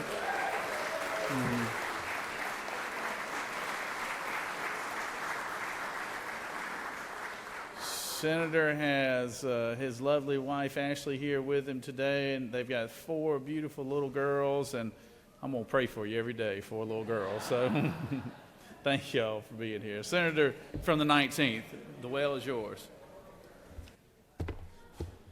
Thank you, Mr. President. Thank you, members of the Senate. House Bill 18 has been laying on your desk now for several hours, so you've probably had time to comb through it. But I do want to hit a few highlights of the conference committee report. There were roughly 120 differences. Of those, about 75% of the Senate's positions were adopted. About 18% of the House, or 18 of the House's positions were adopted, and then the others were conference committee positions. That isn't to say that we're better at negotiating. We just sometimes, going last in the game, get to have a little bit better numbers, and we use that to your advantage this year as we created the House Bill 18 conference committee report. You'll see the House agreed to our adds in the Senate. They also agreed to our adds in Judicial Council. We found a conference committee number at juvenile courts, trimming down that cut from $250,000 to $200,000. At fiscal services, the House agreed to the Senate position. We went ahead and pre-funded some compensation resolutions. Actually, took a cut in in compensation resolutions that didn't cost as much as we thought they would last year. The House agreed to our positions on DOAS and on SAO concerning funding that is billed to other agencies.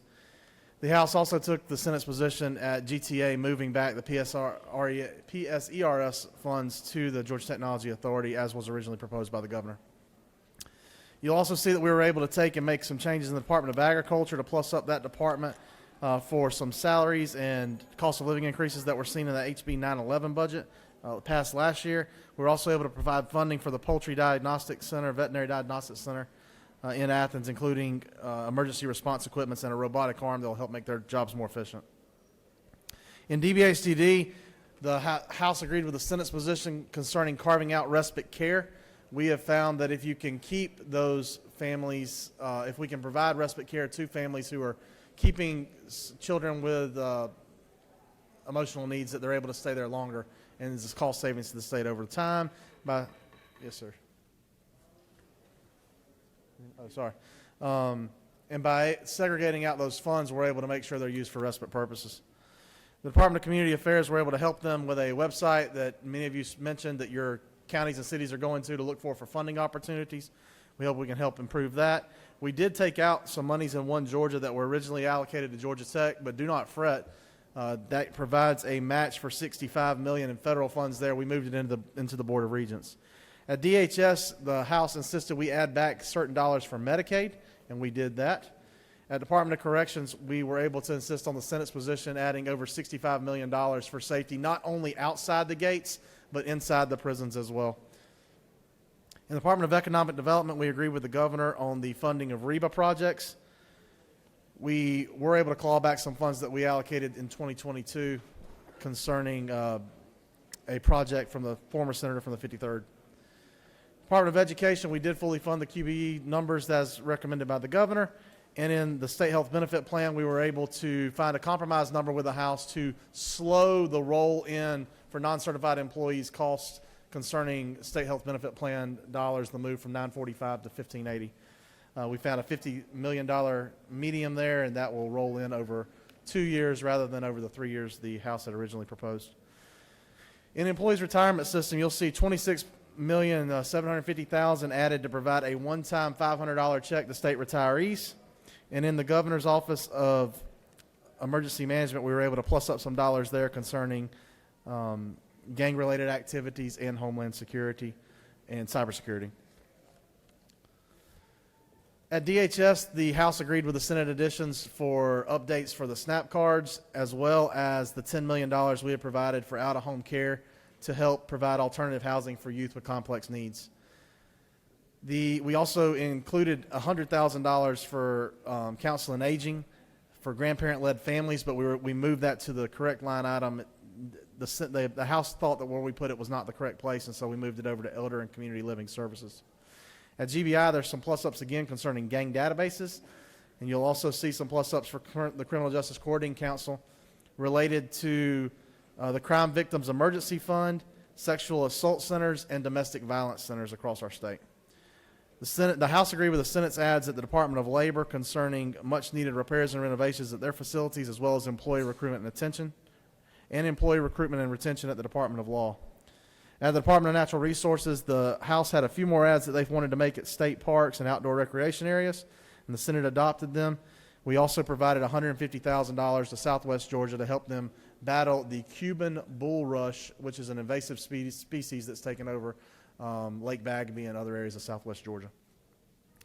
At the State Properties Commission, the governor had originally recommended multi-millions in demolition of buildings.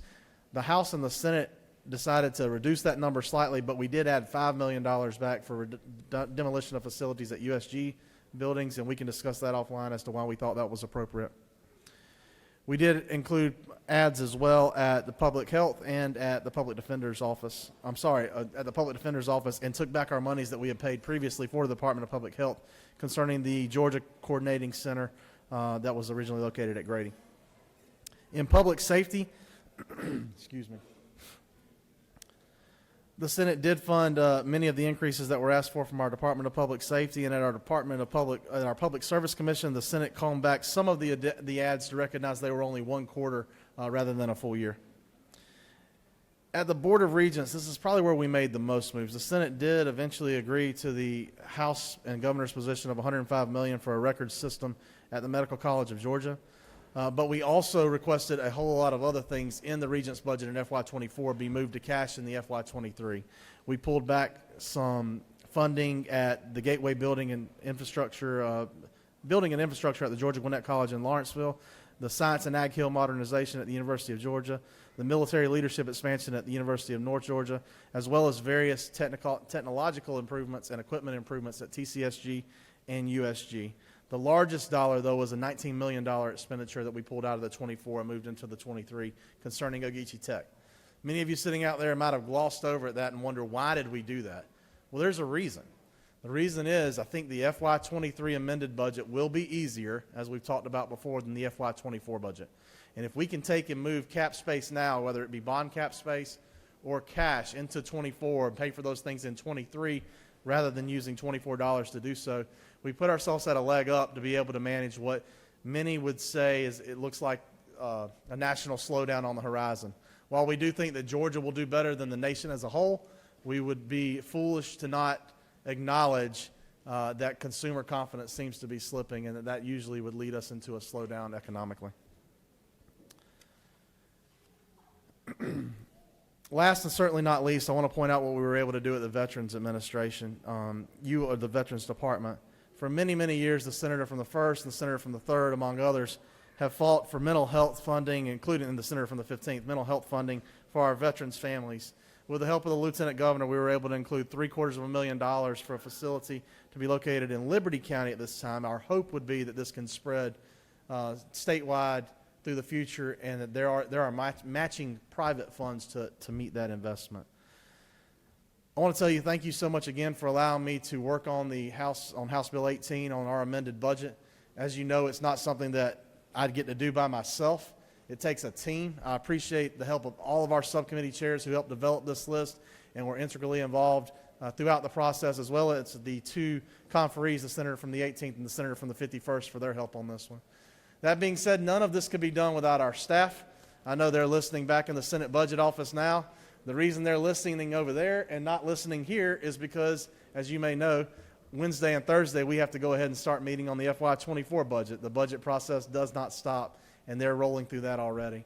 So if you would, please give them a round of applause where they stand over in the Senate office building now for the work that they did to help create this FY23 amended budget.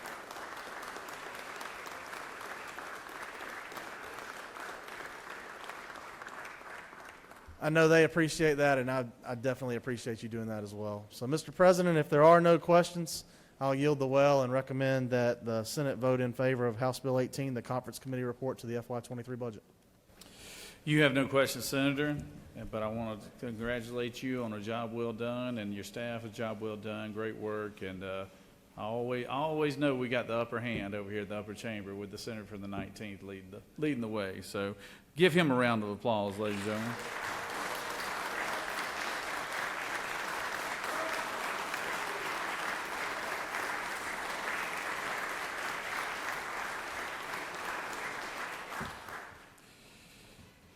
Is there any other senator wish to speak for or against the measure? Chair hears none. The question is on the adoption of the Conference Committee report, House Bill 18. All those in favor of adopting the Conference Committee report will vote yea, opposed nay. Secretary will unlock the machines.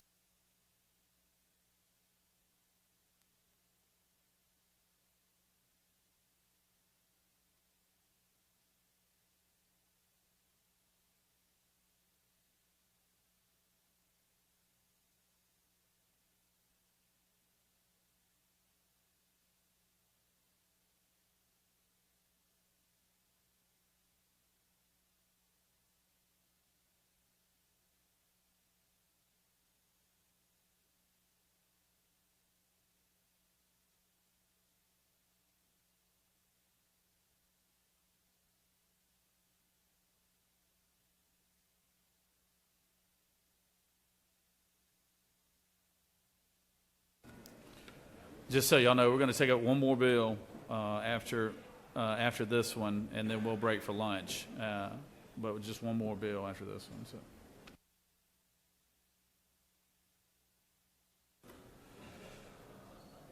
On the motion, the yeas are 54, the nays are 1. The motion has prevailed, and the Senate has adopted the Conference Committee report on House Bill 18. I recognize the senator from the 19th for a motion.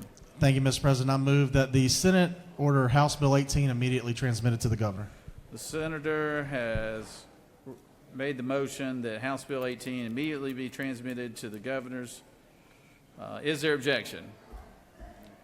Hearing none, we're going to have to vote it anyway. So all those in favor of the motion will vote yea. All those opposed, nay. Secretary will unlock the machine.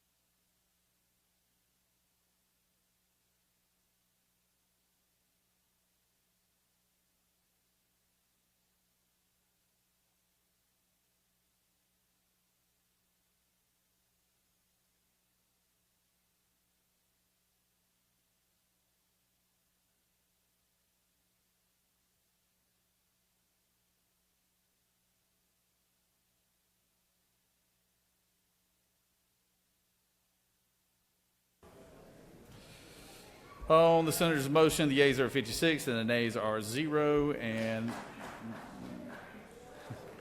this is immediately transmitted to the governor's office. I recognize the senator from the 46 for a motion. Thank you, Mr. President. I move that Senate Bill 172 be tabled.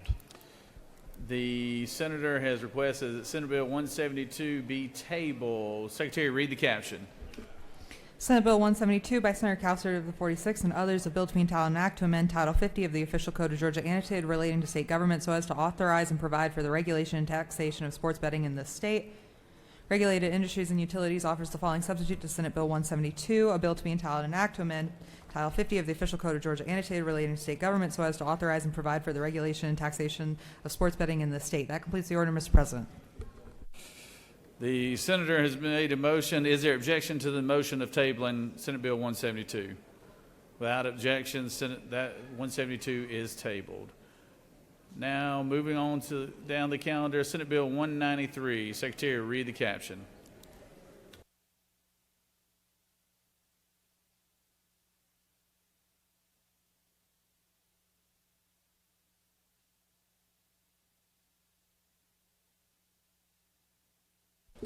Senate Bill 193 by Senator Gooch of the 51st and others, a bill to be entitled an act to amend Chapter 40 of Title 50 of the Official Code of Georgia annotated relating to the promotion and deployment of broadband services, so as to provide for the Department of Community Affairs to determine locations that are eligible for state or federal funding programs administered by the state for improved broadband services.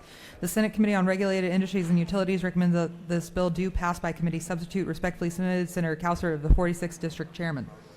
Regulated Industries and Utilities offers the following substitute to Senate Bill 193, a bill to be entitled an act to amend Chapter 40 of Title 50 of the Official Code of Georgia annotated relating to the promotion and deployment of broadband services so as to provide for the Department of Community Affairs to determine locations that are eligible for state or federal funding programs administered by the state for improved broadband services. That completes the order, Mr. President. Recognize the senator from the 51st to speak to the bill.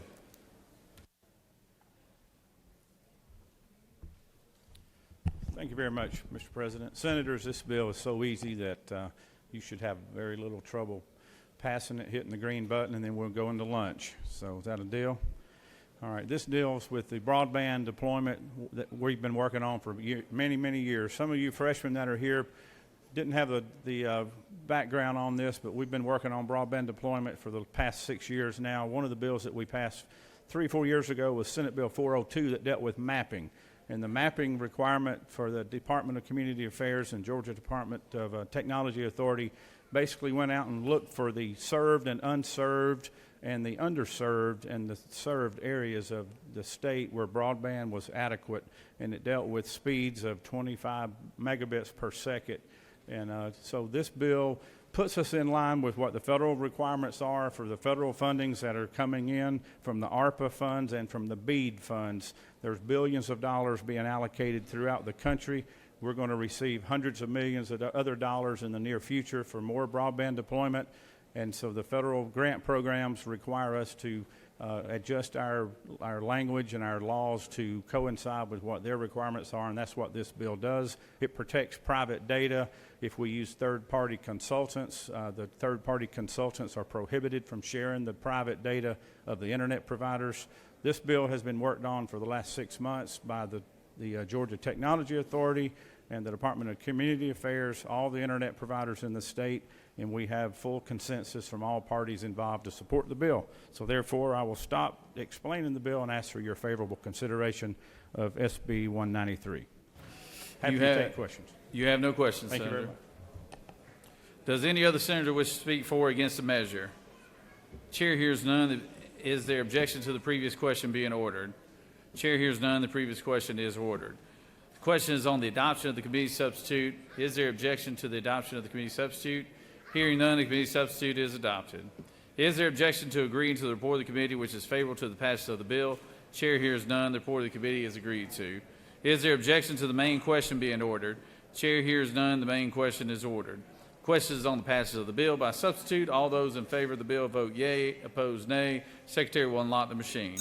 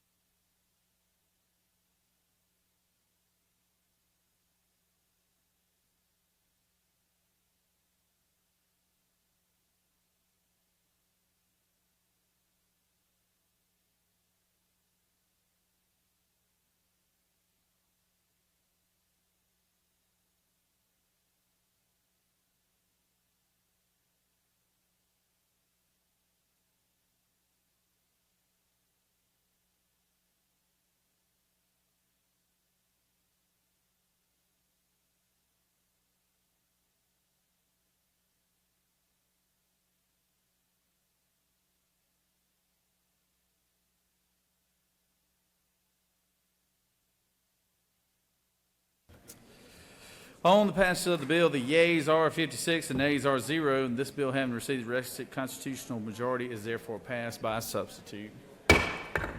I'd like to take this time, I see our good friend and former colleague back there, Steve Henson. Senator Steve Henson is in here.